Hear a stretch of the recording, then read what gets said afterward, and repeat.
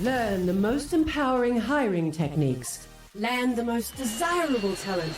Launch your company towards massive success. This is the Higher Power Radio Show with your host, Rick Girard. All right, imagine this, never having to pay a job board for candidates ever again. Sounds great, doesn't it? Now, look, we all know there are no unicorns, haystack needles, or purple squirrels on job boards. Not to say that this never happens, but it's extremely rare. Now, if you have landed an A player this way, consider yourself lucky. The truth is that high performers are actively working, but they crave growth and new challenges.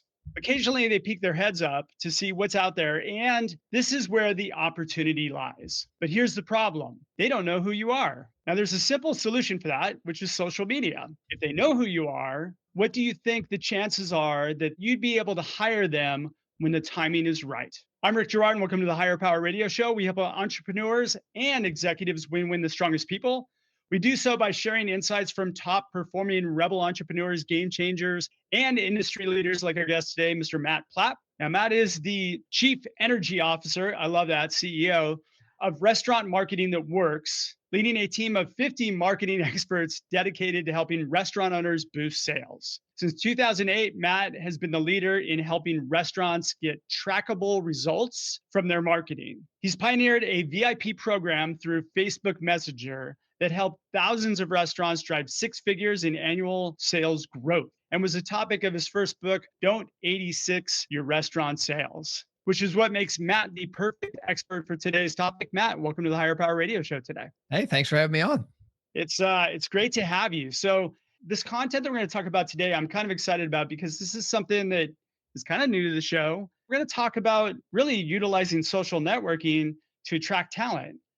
That's not something that we as CEOs naturally gravitate toward. You do a phenomenal job of it. So I'm going to let you go. What was that one thing that got you going on making the decision that, hey, I'm going to be a Facebook influencer? It was back in 2016. It was actually where you're at in California. A guy named Billy Jean Shaw in San Diego was my first business coach I hired in this company. And I think that's something we all fail to do when we get out of college. High school, college is study, have a coach. And so it was kind of foreign to me, but I brought Billy on as a coach. I joined a training he had, a mastermind. And the one thing he was adamant on was storytelling and was using your cell phone to tell stories. It's like right now, my phone is sitting to the side, recording me from a different angle, tell this story. And nice. I will give it to my editing team and they will chop it up and find something in here that resonates with somebody.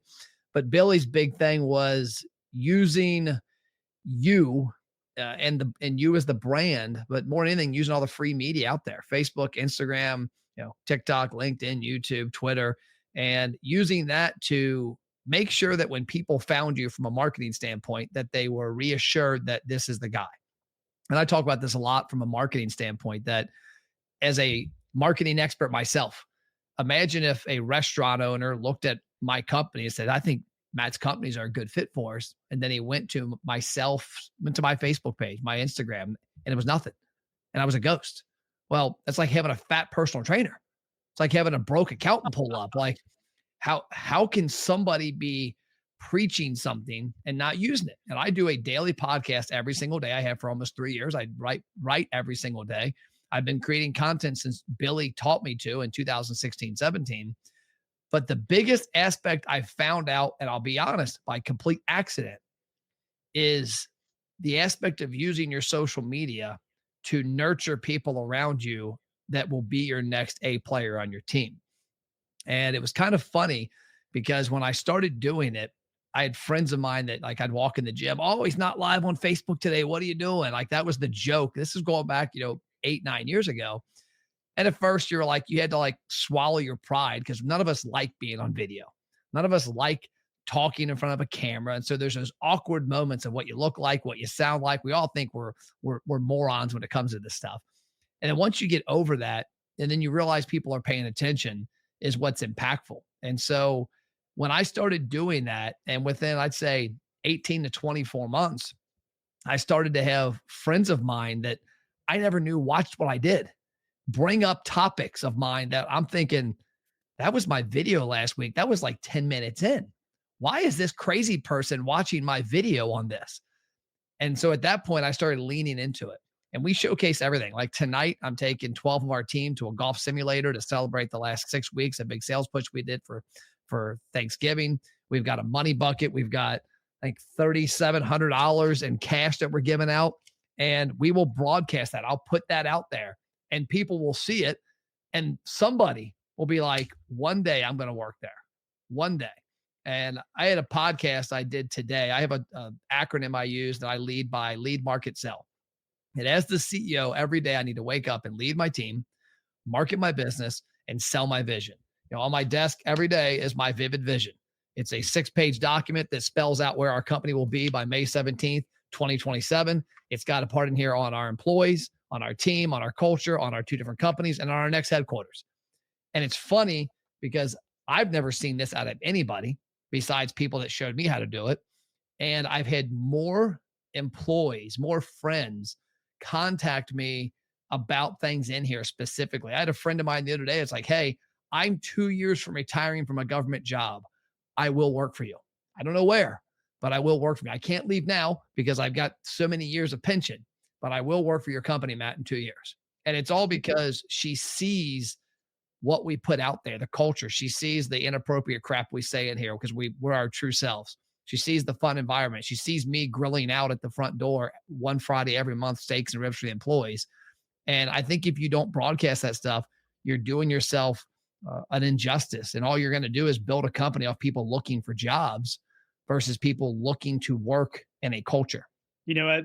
That resonates with me so much because I always thought my thinking was, hey, look I'm too busy to do it. Yep. Frankly.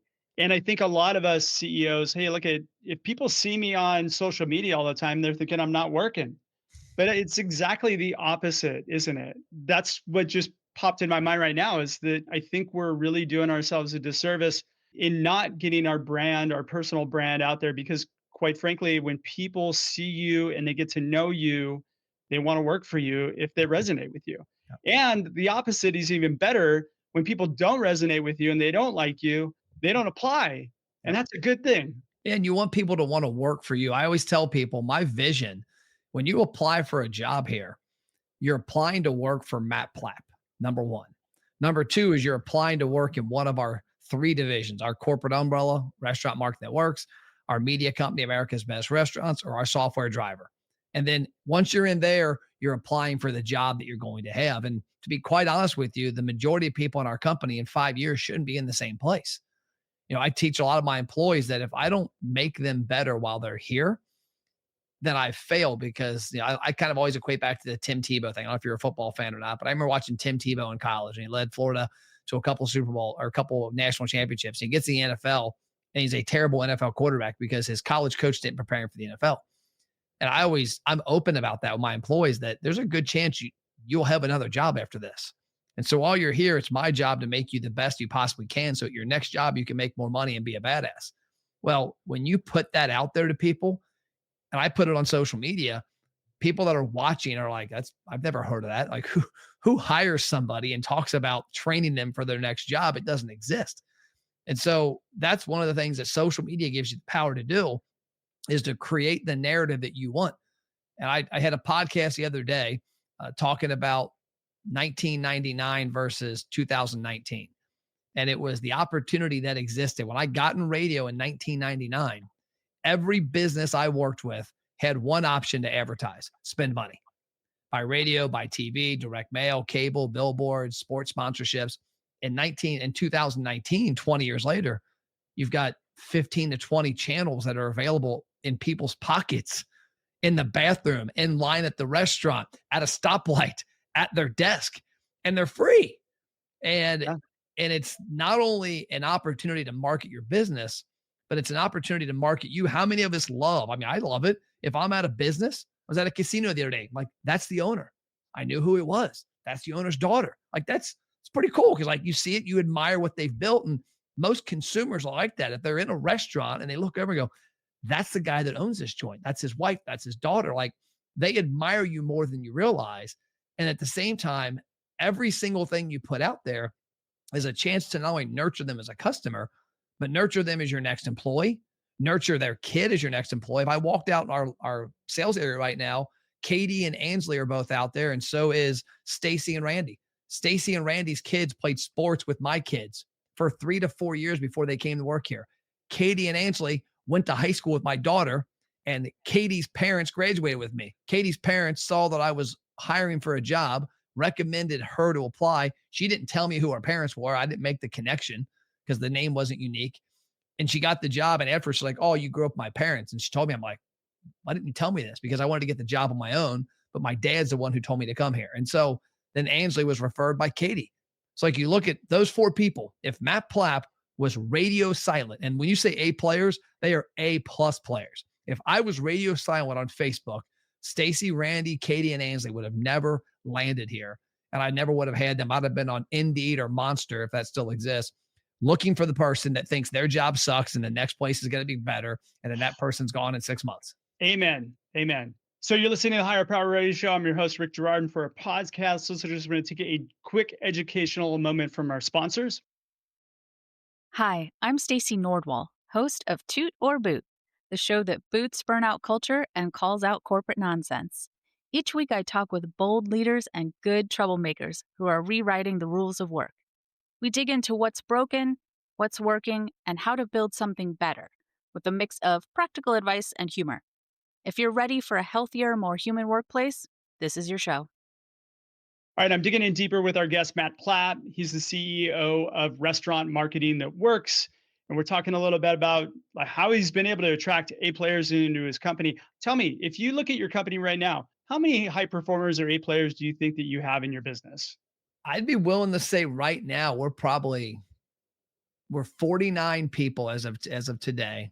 I'd say there's only 1 or 2 that I would question if they're A player or not at their position. That's something that, when I look at, there's different levels in our company from a standpoint of customer service, copywriters, PR, videographers, editors, salespeople, and executives. I can only look at 1 or 2 people in our company and say, do they have that next gear? Are they the top? Everybody else is there. We've actually gotten rid of, I think, 9 people in the past 7 or 8 months that we deemed weren't either a core values fit or we didn't have the seat on the bus that they would probably occupy and be an A player. Like I told you, I had a guy I let go of recently that was here 18 months that I tried to justify moving him 4 different times. And it finally came to the conclusion that, yes, he's a good dude. Yes, he's a hard worker. Yes, he'll put the time in, but we don't have that position at our company and he's just on the wrong bus. Do you know how many companies right now or how many CEOs that are listening to this probably hate you because they're flipped? So they have 1 or 2 or maybe 3 A players, high performers, and everybody else is just in there doing work. I love this because what you're expressing is that it's very probable that if you've got a brand and you live core values and you drive a different way of running your business, then you can too be able to load your business up with A players. You're not the only one. Like I've talked to quite a few businesses where they do unique things and they're about their people and they operate in such a way where they lead with core values and they're stacked. They're stacked with all high performers. And guess what? As an entrepreneur, it's really nice to be able to sleep well at night when people issues are your number one issue. Walk me through how, if I was going to set up doing social media, and take me through the system that you use or process that you use that you think our entrepreneurs can plug into their business today. How would they do that? The number one thing you've got to think about, and we'll go back, let's say it's like 20 to 25 years ago, TV changed forever. Survivor came on TV. We believe it was CBS. It was reality TV. It was the first time we were watching stuff every night that didn't have paid actors. These are people doing crazy crap and doing things that intrigue us. Yeah. Reality TV is now on your phone. I mean, what do you think people are on Facebook and Instagram? I've been glued to my phone once a day for the past like 15 days to watch Bryson DeChambeau, the golfer, try to hit a hole-in-one over his house. Have you seen this? No. So I don't know if you know Bryson is a professional golfer, and I'm not even a big sports fan anymore. I just casually watch things, but Bryson's a professional golfer. He's got this massive mansion, as you can imagine. It's all glass, and he has a putting green behind his house. And so I think today's day 15, I think that's how well I know it. 15 days ago, he said, hey, today's day one. I'm going to hit a ball over my house to make a hole in one, which is nerve wracking for me because I would have already destroyed the entire house, like probably most of us. And so every day goes on, he adds another ball. Well, I'm sitting there watching yesterday. He had 14 balls he hit yesterday, 3 of them within inches of the cup. And so he's broadcasting a reality show at no charge. And I can promise you, based on his viewership, he's getting paid by Instagram and Facebook where this content's going out as an influencer. Yeah. And so what you have to embrace is that you as a business owner, as a CEO, heck, as a higher up in a company, you have the ability to influence people more than you realize. Now, I will say this, you have to change how you use platforms. I loved arguing during Hillary and Trump's election. I was the dumbass on there arguing about stuff and then realized like, okay, this means nothing. And I had to temper what I said. I didn't make a single post this past election. Didn't mention it, didn't talk about it. My social media now is Matt Plapp. It is me as a dad, me as a wannabe adult athlete, me as an influencer in the entrepreneur world, and then me as a restaurant marketing expert and a boss of my employees. And As a human. As a human, yeah. So I use it and I stay away from off-color comedy because I have that. I stay away from politics, religion. I made a post about 2 months ago, 3 months ago during the election or during the Olympics. And I was watching and it got me and I made a post and within 2 minutes I deleted it. And it's funny. One of my employees deleted or messaged me and said, hey, I saw you deleted your post. Did you delete it because you realized it was off brand? And they pay attention. I said, you're right. I deleted it because I got caught in the moment. And number 2, I realized within minutes, the stupid comments that were going to come the next week. And then I was going to be roped into this argument or this debate that made no sense to what I was actually trying to accomplish with social media. So I would challenge restaurateurs or business owners, anybody, to grab this device and start using it to tell stories. And it's not about selling, huh? Where? Like what if I'm going to pick a place? Where would I start? I would go Facebook or Instagram right away. Okay. Instagram is the easiest one with regards to short video. Facebook is the easiest one to reach everybody. Like my daughter's 22. She still is on Facebook. It depends on who your target audience is.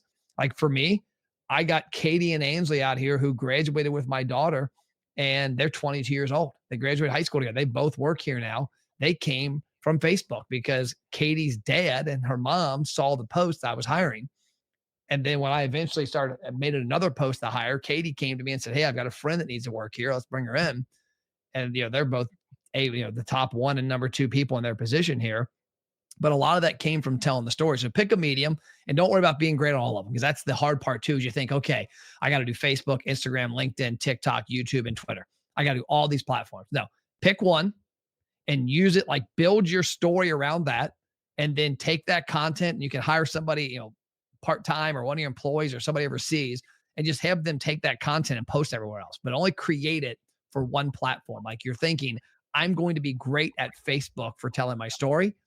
And I'm going to put this stuff everywhere else just for the heck of it because it might as well get it out there. So number 1, pick that platform. I would say Facebook or Instagram for most people. Facebook is probably the best from a standpoint that it allows for virality. That if I make a post on Facebook that, hey, this is happening in my world and 5 people comment on it, it's going to show up in other friends of the same, birds of a feather, their timelines. And so now it gets little viral legs to it. And then after that, once you pick the platform, know who you're talking to. Understand, like we're getting ready to have cardboard cutouts brought in here in 2 weeks for my marketing team. And we're having a cutout one of our clients, the specs on that person. This is who every time Matt gets on camera, every time Matt gets on a podcast, this is who we're talking to. So you've got to have that same thing. And then from that standpoint, just be authentic, be you, be fine with saying stupid crap, be fine with stuttering, saying like and critique yourself. Have what I call a nuance spotter. When I first started doing a lot of content, I had a few friends. I said, hey, whenever I put content up, do me a favor, watch it, and then beat me down. And I had a buddy of mine that was like, dude, why do you touch your face so much? What do you mean? You touched your face 28 times. Like I was apparently just nervous tick. Well, you know what? If you really want to learn too, one of the things that I've been doing is I edit my own content sometimes. I do my own audio content And when you're forced to go through and cut out all your ums and ahs and You're likes and whatever else you do, you become really Yep. aware of those things. When you're in the moment, you don't realize how many times you're saying like, what, it's an eye opener We all have those crutch words that we have for sure. substituted instead of pausing. Funny thing about, gosh, 2 years ago, I'm doing a sales meeting. We have a podcast studio on the other side of this wall, and my sales team is out there in the big open area. We're talking, and I was talking to them about the importance of them. I want them to get active on social media. I'm like, because your next gig, who knows? You might be me in 20 years. I want you to be farther ahead than I was when I got in this seat. And so I'm always challenging them to use content. And my dad is a retired business coach, and he coaches my people 3 days a week. And he's always coaching them to get active on social media. And I said, I'm going to give you an example why. Give me a topic. And so somebody gave me a topic. I went in the studio, my video guy cued the camera, and I did an 8-minute video of me talking to the screen without any cue cards, without anything you can name, just 100% raw on this topic. We came out and we watched the video. I said, I want you to watch this for one reason. I want you to tell me if you think I'm comfortable with what I talk about for a living. And there was an 8-minute video of me talking about this specific thing in marketing. And I told him, I said, that's the level of expert you need to become, because at any point you need to be that comfortable to talk about what you do. And then my camera guy chimed in. He goes, hey, by the way, I just ran this through the software. So, okay, there was not one or like. Like, you ain't kidding me. No. So that's crazy. That's perfect. Like, and that was a product of me being terrible on camera for many years. I'm sure I'll look back in 5 years and think I was terrible today. But we all have those things. And so it comes down to getting some reps, getting comfortable with it.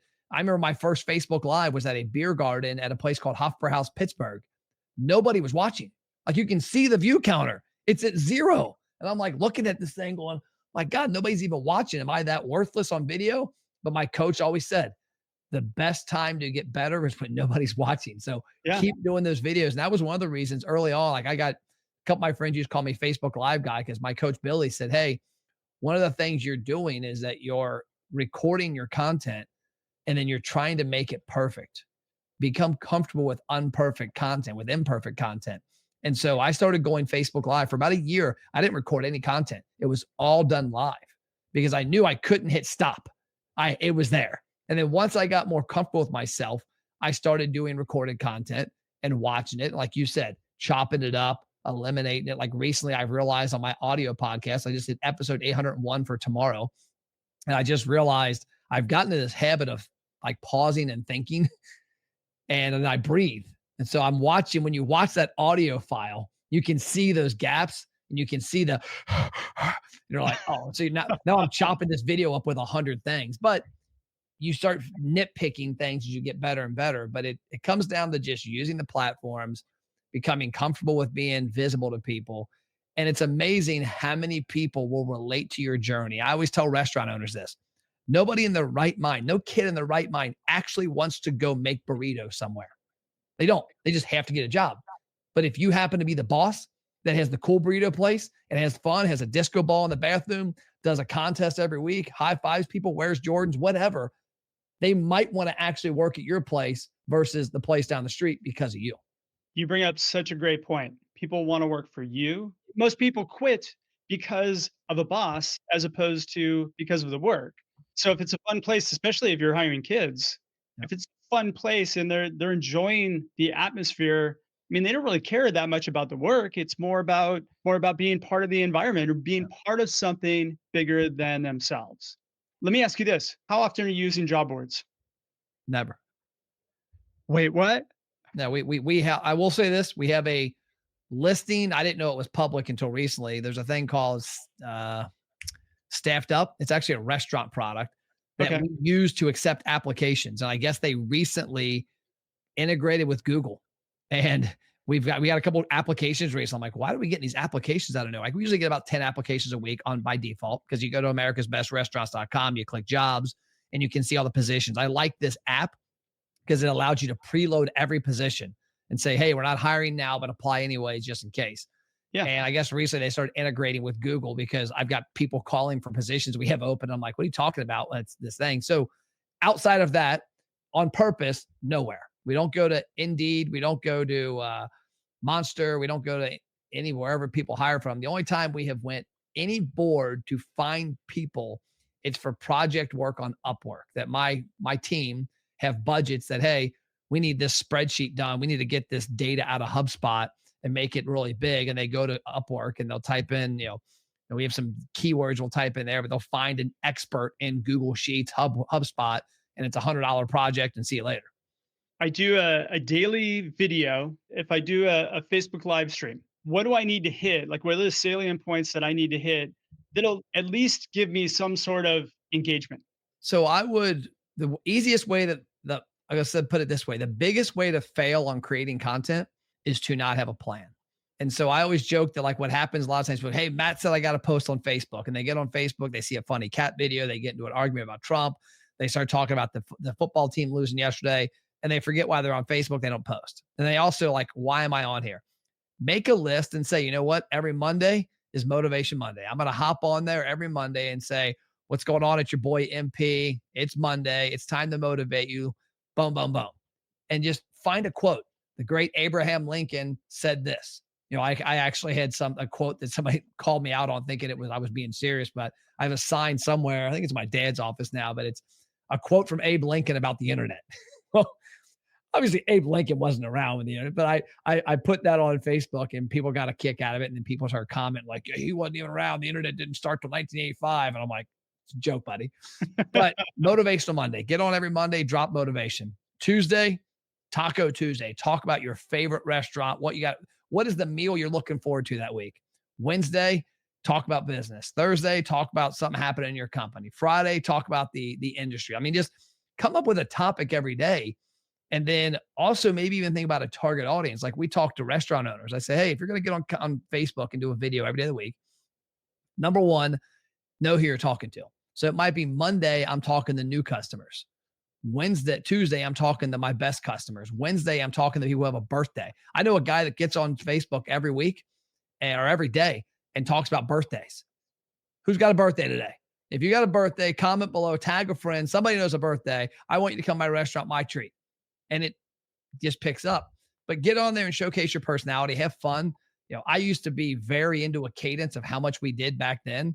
Now it's muscle memory. Now I have 3 full-time people that work on my marketing team. We film content every day. If they're not here, like they're not today, I film on my phone. If they're here, they're filming. We go to Vegas next week, and I'll have 2 camera people with me traveling, filming in the airport, in the hotel, into the event, me on stage, and we'll create a lot of content on the fly. But the biggest thing to do is just pick up the phone. And why I like every day is that if you start doing something every day, like I did the daily podcast. Because why did you do daily podcast every day? Because I knew it needed to be impactful. I needed to do it at some cadence. And for me, doing it every day created a habit. I mean, I travel with a microphone. I was in Orlando, Houston, Miami, and Vegas in the past 3 weeks. And the one night I was out with some friends at a restaurant, look up, it's midnight. I go to bed at 10. Look up, it's midnight. And I'm like, oh crap, I got a podcast still. So I went back to the room, 12:30 at night, got my microphone in the hotel bed, recording the podcast. It's going to be posted at 6:30 next morning. I do it every day. And so I think that getting that muscle memory forces you to do it, but just come up with a schedule and just pick a topic for every Monday. And it might be about your industry, might be about your sense of humor, might be about food. Who knows? You know what? I love that. That's the biggest takeaway for me. Actually planning out a content schedule of Monday, I talked about this, Tuesday, this, getting that muscle, like you just said, getting that muscle memory down and the habit. Now, are you posting on the weekends too, or just Monday through Friday? I'm on the weekends as well. Okay, for most perfect. of my stuff. Now, my social content, I don't do it anymore. My team does. So I don't know what cadence they have, but they have all these fancy algorithms now. I get yelled at when I make a post here and there. But the other thing too is post things are a little different. Like, we took all of my employees, like you can see behind me, Jordans, I wear a different pair of like orange and blue shoes pretty much every day of the week. And I have Jordans, a lot of them. Well, a lot of my employees, most of my employees have them as well. And we've had times where we had like 7 of us that went to all get new shoes. So we videotaped, we were on Facebook, and we're getting out of our America's Best Restaurants van, and everybody's got Nike bags. And that was how I got one person to apply, was they saw that. And they messaged me and said, this is insane. You buy your employees shoes, like you get orange Jordans. Like, it started a conversation. I said, hey, we got nothing right now, but hang tight, keep watching. Something will come up. And next thing they applied, and a month later when something came up and they got hired. That's such a great way to attract talent. I mean, I can't tell you how much I appreciate you sharing this, because it's something that we don't do and we need to make it a common practice. Yep. We're getting pretty close on time, Matt. What would be 2 or 3 key takeaways you can give the audience that can plug into their business or their lives today? The number one thing that I would tell everybody is, number one, tell your story. Pull your phone out. Stop being scared. Don't be shy. Don't worry what people are going to say, and create content daily. Number 2, pick something that's identifiable. I wear orange every single day. My water cup's orange. My jacket that makes me look like Kenny's orange. Your book, there you go. My shoes, my office. I actually had an orange sports car at one point we did for promotional reasons for 2 years. It got a hell of a lot of attention. An orange Lamborghini. It stopped a lot of people. Like, man, you took the brand that far. I'm like, hey, what the hell? But why not? I do it all the time. And it's comical because I have people bring me orange gifts. I have people send me pictures of orange stuff. I have people send me, hey, look at this guy at this airport. Does he work for you? Joking around. And one time the guy actually did work for me. It was even funnier. I'm like, yeah, actually, yeah, that's Luis. So like, are you kidding me? I'm like, no, like, what are the odds? But have something identifiable. Be that person. And then the third person, have a schedule and stick to it. A friend of mine posted yesterday that he is getting off of meat. He's for 90, he said 90 to 120 days. I'm getting off meat, going all fruits and vegetables, not because I'm anti-meat. I'm just resetting my body. And I said, well, and I asked him, what's the 90 to 120? I knew what he meant. He said, well, 90 to 120 days. I go, no, pick a day. There is no 90 to 120 because that means it gets up at 91. It's 90, 91, pick a day. He goes, okay, 120. Perfect. Now put the date. It's not an option. You can't eat meat until that day, period. And so in this case, pick a cadence and say, hey, every day I'm going to put something on Facebook about my journey. And I'm going to pick a topic Monday through Sunday. It is not hard. I mean, you can take your phone out, record a 30-second video, type out a caption, and put it on Facebook in under a minute. So anybody that tells me it's hard is ludicrous. But if you do not set that, I always call it the terrorist between your ears, is that if you tell yourself, like, I'm going to do this, you do it. When I run, if I'm going to run 2 miles, I run a mile away from where I started. I found that trick out a long time ago, that if I want to run 2 miles, like you're running around a track, it's like you can quit at any time. I'm running a mile away. I got to run a mile back. So if you're going to do it, number one, pick your platform, pick your topics, pick a color, pick a brand, and then do it all the time. And don't stop. Like, I started doing this content in 2016 and I still question every day if it's still working, but I'm also like, you know what? I'm going to do this for 30 more years. Why not keep doing this and see what happens? You know what? You have nothing to lose. No. Matt, thanks so much for your time investment today. And I want to welcome you to the Higher Power Radio community. Now, what's the best way in which members of the audience can find you, find your business, and maybe apply? Go to mattplapp.com. That's my website, mattplapp.com. And my blog's on there, my podcast, how to contact me, my cell phone number. If you Google Matt Plapp cell phone number, you'll find it. I have one phone, one number, and I answer every text, every phone call. I'm always love having conversations, but mattplapp.com, that'll get you all the links you need. It's fantastic. Well, I want to thank you for tuning in this week's episode of Higher Power Radio. A quick thanks to our team, Brian Colburn, Andrea Ballin, and Ayla Gerard. Please subscribe, review, and share the podcast. We're listening. We welcome your feedback after all this show's for you. You can check us out further at Higher, H-I-R-E, Power, P-O-W-E-R, Radio, R-A-D-I-O.com, or you can drop me an email at rick@intertrue.ai. I'm your host, Rick Gerard, and you have been listening to the Higher Power Radio Show. Aloha. Thank you for listening to Higher Power Radio. Catch our LinkedIn Live show every Tuesday at noon, or download the podcast on iHeartRadio, iTunes, YouTube, or your favorite podcast platform. We appreciate you joining us on Higher Power Radio with your guide to hiring success, Rick Gerard.